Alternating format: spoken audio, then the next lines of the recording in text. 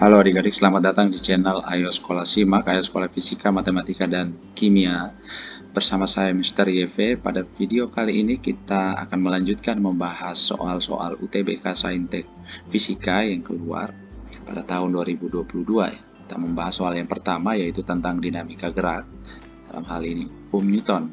Sebuah gaya konstan bekerja pada sebuah balok bermassa 4 kg selama 24 second. Lintasan pertama licin sampai detik ke-8 dan berikutnya kasar seperti ditunjukkan pada gambar. Besar gaya gesekan pada lintasan kasar adalah, jadi dari grafik dari 0 sampai 6 meter per second atau dari 0 sampai 8 detik, ini lintasannya licin, maka benda dipercepat dengan percepatan tertentu. Kemudian dari detik ke-8 sampai detik ke-24, benda bergerak dalam lintasan kasar dengan perlambatan tertentu. Kita dapat menggambarkan lintasan gerak bendanya dimulai dari V sama dengan 0, misalnya benda di titik A, kemudian bekerja gaya konstan F pada lintasan licin sampai titik B.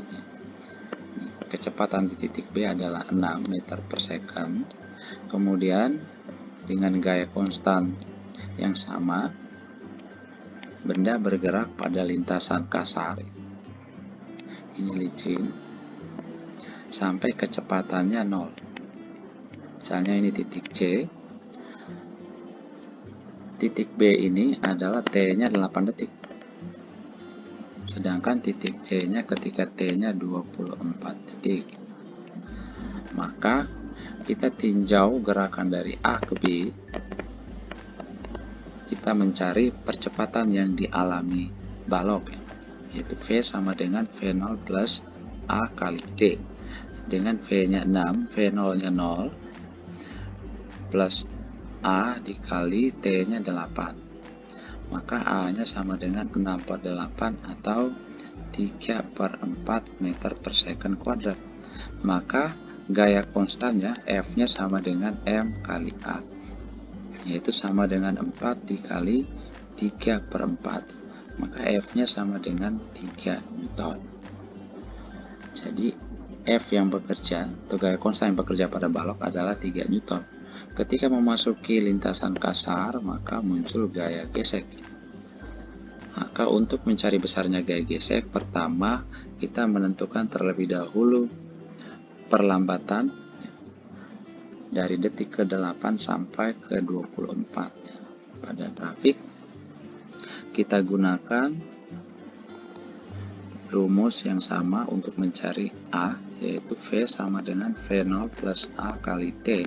Dengan V-nya itu di titik C adalah 0, V0-nya 6, ya, dia mulai dari titik B, berarti V0-nya 6, ditambah A, dalam hal ini perlambatan, dikali T-nya dari detik ke-8 sampai 24, berarti ini jadi 24 kurang 8, itu 16 detik ya. Maka ini jadi min 6 sama dengan 16A. Maka perlambatan yang dialami balok sampai berhenti adalah min 6 per 16 atau sama dengan min 3 per 8 meter per second kuadrat. Sehingga dari B ke C berlaku resultan F sama dengan M dikali A, yaitu F gaya konstan dikurang gaya gesek sama dengan M dikali A. Gaya konstannya 3 dikurang gaya gesek sama dengan M-nya 4 dikali A-nya min 3 per 8. Maka ini kita coret jadi 2, maka 3 min F sama dengan min 1,5. Maka F-nya sama dengan 3 tambah 1,5, yaitu 4,5 Newton. Jadi gaya gesek yang bekerja pada lintasan kasar adalah 4,5 Newton. Jawabannya B. Berikutnya kita membahas soal tentang hukum termodinamika. Sejumlah gas ideal menjalani proses termodinamika sehingga volumenya dari 2 meter kubik menjadi 1 meter kubik.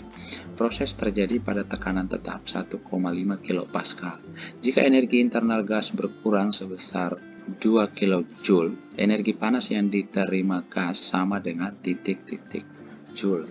Pada soal diketahui V1 sama dengan 2 meter kubik, V2 sama dengan 1 meter kubik, sedangkan tekanan konstan P sama dengan 1,5 kilopascal atau sama dengan 1500 pascal.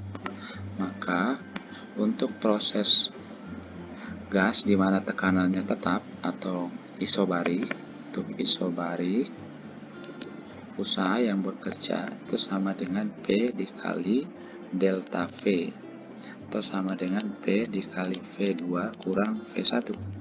Maka ini sama dengan 1500 dikali 1 kurang 2. Maka usahanya sama dengan min 1500 joule. Energi internal gas berkurang sebesar 2 kilojoule. Maka delta U-nya sama dengan min 2 kilojoule atau sama dengan min 2000 joule. Berkurang menunjukkan tanda negatif di sini. Jadi karena berkurang maka kita beri tanda negatif.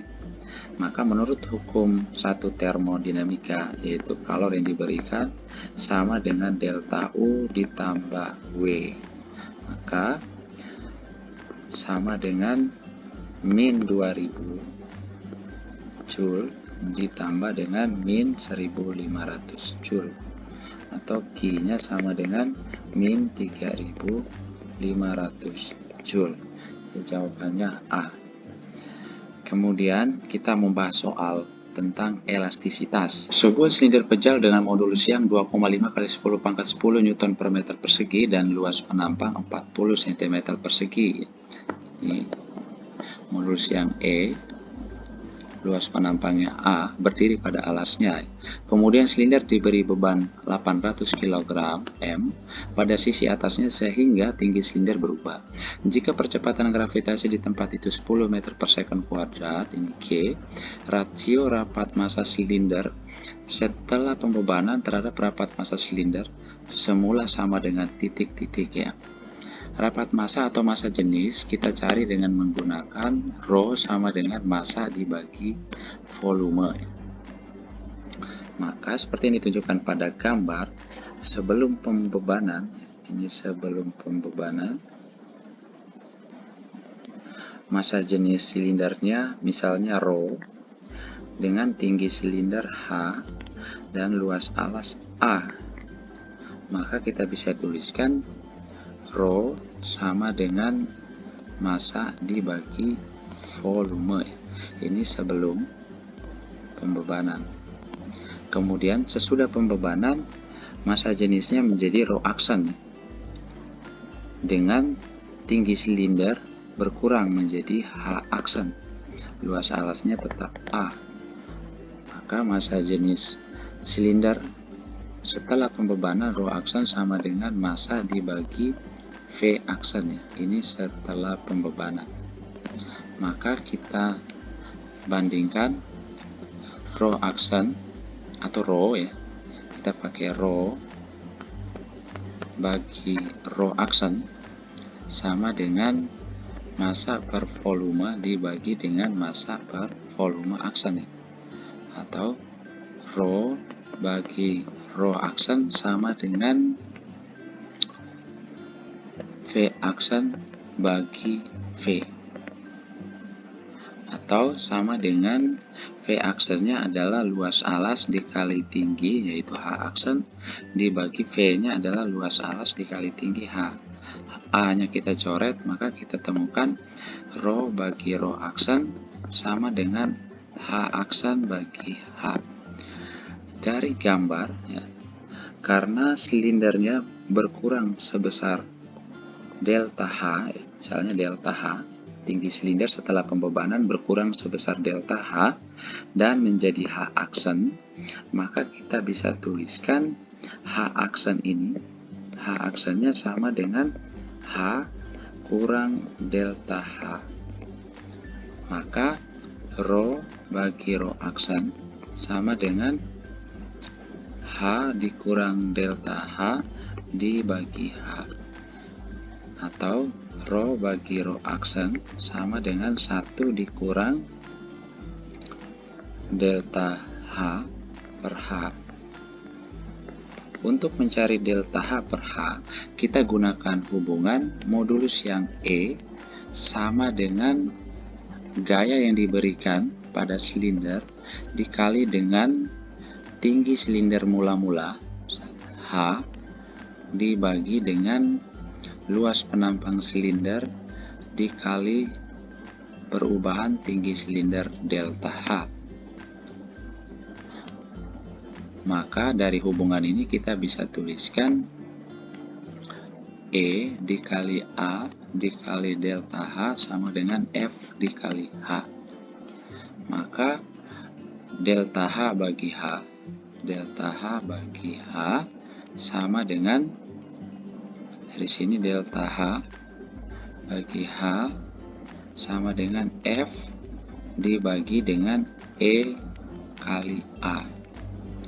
Ingat bahwa F itu adalah berat beban, berarti 8.000 Newton, 800 dikali 10.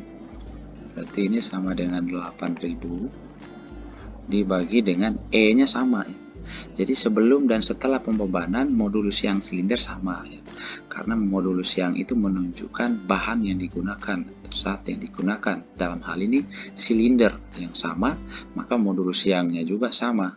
Jadi ini dibagi dengan 2,5 dikali 10 pangkat 10 dikali dengan luas penampangnya 40 cm persegi, berarti 40 dikali 10 pangkat minus 4 meter persegi. Maka delta H per H nya sama dengan sekitar 8 kali 10 pangkat minus 5. Maka rho bagi rho aksen sama dengan 1 kurang 8 dikali 10 pangkat minus 5 ya. Sama dengan 0,99992. Atau karena di soal ditanya rapat massa silinder setelah pembebanan terhadap rapat massa silinder semula, berarti ditanyanya rho aksen bagi rho, yaitu sama dengan 1 per 0,99992 atau sama dengan 1,00008 ya, 00008. Jadi jawabannya B. Oke, berikutnya kita membahas soal tentang medan magnet ya. 4 kawat lurus panjang terisolasi disusun seperti gambar. 3 kawat dialiri arus I besar dan 1 kawat dialiri arus I kecil. Panjang bagian kawat DA dan BC adalah L. Sedangkan panjang bagian kawat AB dan CD adalah L per 2. Titik P berada di pusat persegi panjang ABCD. Medan induksi magnet di titik P adalah, untuk suatu kawat lurus panjang terisolasi yang dialiri arus I, maka medan magnet B pada suatu titik yang berjarak A dari kawat diberikan oleh B sama dengan mu0 dikali I per 2I dikali A. Ingat bahwa untuk mencari medan magnet pada titik P, kita dapat menggunakan aturan tangan kanan untuk mencari arah medan magnet yang diakibatkan oleh keempat kawat. Kita gunakan simbol silang. Ini khusus untuk masuk bidang kertas ya. Arah B masuk bidang kertas.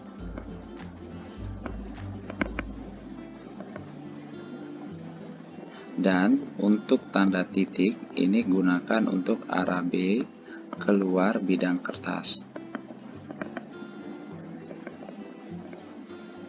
Dengan menggunakan aturan tangan kanan, maka kita dapatkan Untuk kawat AB yang dialiri arus I besar, maka titik P ini arah medan magnetnya adalah masuk bidang kertas ya. Jadi ini silang. Kemudian untuk kawat BC juga masuk bidang kertas jika kita gunakan aturan tangan kanan. Kemudian dari C ke D juga masuk bidang kertas, dan dari D ke A juga masuk bidang kertas. Maka kita bisa tuliskan B pada titik P ini sama dengan B yang diakibatkan oleh kawat AB ditambah B yang diakibatkan oleh kawat BC, B yang diakibatkan oleh kawat CD, ditambah B yang diakibatkan oleh kawat AD atau DA. Nah, sekarang kita mencari B atau medan magnet pada titik P diakibatkan oleh masing-masing kawat ya. Untuk kawat AB, A kecilnya atau jarak dari titik P ke kawat itu sebesar L per 2 ya. Jadi ini sebesar L per 2. Maka untuk B, AB itu sama dengan mu 0 dikali I besar dibagi dengan 2pi dikali A kecilnya itu L per 2. Nah, ini kita coret. Ini kita dapatkan BAB-nya adalah mu 0 I besar dibagi dengan pi dikali L. Untuk B dari untuk kawat CD, BCD itu sama dengan mu 0 dikali I kecil dibagi dengan jarak dari kawat CD ke titik P itu juga L per 2. Maka ini menjadi 2pi dikali L per 2 atau sama dengan mu 0 dikali I kecil dibagi 2 dibagi pi kali L. Sedangkan untuk kawat DA, jadi BDA itu sama dengan mu 0 dikali I besar dibagi jarak dari titik P ke kawat DA. Ke kawat DA itu sama dengan L per 4 ya. Jadi ini L per 4. Maka kita bisa tuliskan ini jadi 2pi dikali L per 4. Kita coret ini 2. Maka kita dapatkan BDA-nya mu 0 kali I besar dibagi dengan PL ini kali 2 ya. Jadi 2 itu menjadi penyebut. Kemudian untuk kawat BC, di BC itu sama dengan mu 0 dikali I besar dibagi 2pi dikali jarak dari kawat BC ke titik P juga sama dengan L per 4 ya. Jadi L per 2 bagi 2. Kayak L per 4. Kayak ini. Jadi kita ganti jadi L per 4. Ini kita coret ini 2. Maka menjadi 2 mu 0 I per PL. Ingat bahwa semua medan magnet yang bekerja pada kawat ini terhadap titik P itu masuk bidang kertas. Maka BP-nya sama dengan BAB berarti mu 0 dikali I besar per PL ditambah BBC berarti 2 mu 0 dikali I besar per PL ditambah BCD berarti mu 0 dikali I kecil dibagi PL ditambah BDA berarti 2 mu 0 dikali I besar per PL atau sama dengan 5 mu 0 I besar dibagi PL ditambah mu 0 I kecil dibagi PL atau kita sederhanakan menjadi mu 0 dibagi PL dikali 5I besar ditambah I kecil dan ini masuk bidang kertas. A masuk bidang kertas atau masuk bidang gambar ya. Jadi jawabannya B,